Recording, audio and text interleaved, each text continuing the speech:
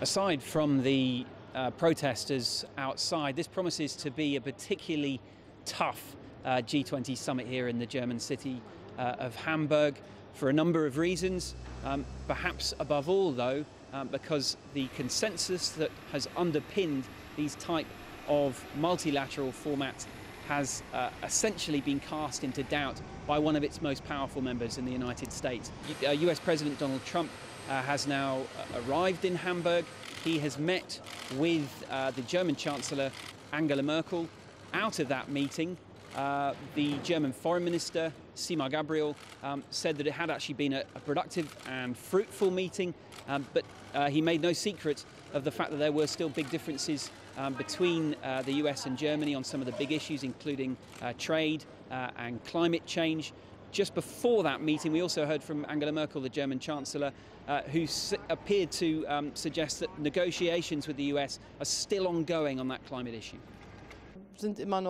We are still negotiating. There are various options we can discuss. We know the U.S. has withdrawn from the Paris Agreement.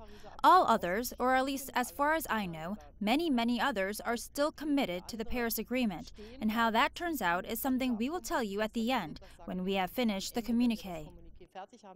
Chinese President Xi Jinping will also meet with Donald Trump here in Hamburg. Ahead of that meeting, the Chinese president has said that there can be no final G20 communiqué on the climate issue without the United States being a signatory.